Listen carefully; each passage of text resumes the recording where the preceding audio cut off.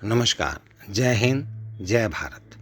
हमारा विशाल देश बहुत ही महान बलिदानियों के बलिदान से हरा भरा हो रखा है। हमारे देश की आज़ादी, हमारी देश की स्वतंत्रता हमें आराम से नहीं मिली। इसके लिए हमारे अनेक क्रांतिकारी नेताओं ने, हमारे अनेक वीरों ने अपना जीवन का बलिदान किया है।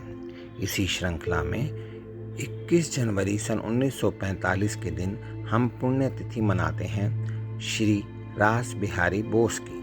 महान क्रांतिकारी रास बिहारी बोस का जन्म दिनांक 25 मई सन 1886 को बंगाल में बर्धमान जिले के सुबालदह गांव में हुआ था। प्रथम महायुद्ध में सशस्त्र क्रांति की जो योजना बनाई गई थी वह रास बिहारी बोस के ही नेतृत्व में निर्मित हुई थी। सन 1912 ईस्वी में वायसराय लॉर्ड हार्डिंग पर रास बिहारी बोस ने ही बम फेंका था। प्रख्यात वकील और शिक्षाविद रास बिहारी बोस क्रांतिकारी तो थे ही, सर्वप्रथम आज़ाद हिंद फौज के निर्माता भी थे। रास बिहारी बोस आज़ाद हिंद फौज के आधार स्तंभ थे।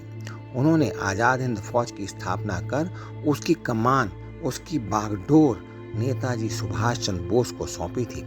20वीं सदी के शुरुआती दशकों में प्रारंभिक समय में जितने बड़े क्रांतिकारी षड्यंत्र हुए थे उन सब के सूत्रधारों में शामिल थे रास बिहारी बोस। गदर रिवॉल्यूशन से लेकर अलीपुर बम कांड केस तक, गवर्नर जनरल लॉर्डिंग की हत्या की प्लानिंग से लेकर मशहूर क्रांतिकारी संगठन युगांतर पार्टी के उत्तर भारत में विस्तार तक, महान क्रांतिकारी रास बिहारी बोस का नाम हमेशा आदर के साथ लिया जाता रहेगा। उन्होंने न केवल देश में कई क्रांतिकारी गतिविधियों का संचालन करने में महत्वपूर्ण भूमिका निभाई, बल्कि विदेश में रहकर भी वह देश को आज़ादी दिलाने के प्रयास में आजीवन लगे रहे। सर्वप्रथम आज़ाद हिंद फौज के निर्माता रास बिहारी बोस उन लोगों में से थे जो देश से बाहर जाकर विदेशी राष्ट्रों की सहायता से अंग्रेजों के विरुद्ध वातावरण तैयार कर भारत की स्वतंत्रता का रास्ता निकालने की सोच रहे थे। सभी भारतीयों को आह्वान कर भारत को स्वतंत्र राष्ट्र घोषित कर दिया गया। रास बिहारी बोस ने दिनांक 12 मई सन 1915 को कोलकाता छोड़ा। वे राजा P.N.T. टैगोर, रविन्द्रनाथ टैगोर के दूर के रिश्तेदार बनकर जापान गए। कुछ इतिहासकारों के अनुसार रविंद्रनाथ टैगोर इस छद्म रूप को जानते थे। रास बिहारी दिनांक 22 मई सन 1915 को सिंगापुर तथा सन 1915 से लेकर सन 1918 के बीच जून में टोक्यो पहुंचे। वह एक भगोड़े के समान रहे तथा अपना निवास 17 बार बदला। इसी कालावधि में वह गदर पार्टी के हरवंशलाल गुप्ता एवं भगवान सिंह से मिले।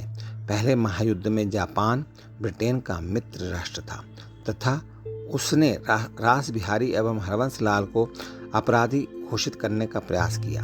हरवंशलाल अमेरिका भाग गए तथा रास बिहारी ने जापान का नागरिक बनकर अपनी आंख में चौनी समाप्त की। उसने सोमा परिवार की बेटी टोशिको से विवाह किया।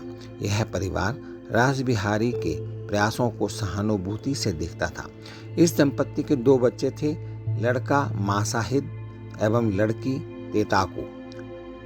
मार्च 1928 में 28 वर्ष की आयु में टोशिका की मृत्यु हो गई। रास बिहारी बोस ने जापानी भाषा सीख ली तथा वार्ताकार एवं लेखक बन गए। उन्होंने कई सांस्कृतिक गतिविधियों में हिस्सा लिया तथा भारत का दृष्टिकोण स्पष्ट करने हेतु जापानी में कई पुस्तकें लिखी।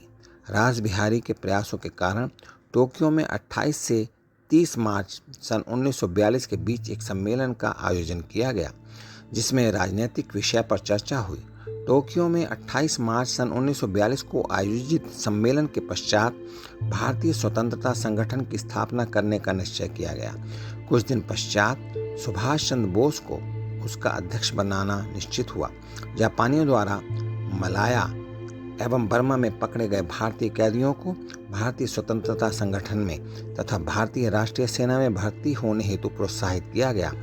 रास बिहारी तथा कप्तान मोहन सिंह एवं सरदार प्रीतम सिंह के प्रयासों के कारण 1 सितंबर सन 1942 को भारतीय राष्ट्रीय सेना की स्थापना हुई।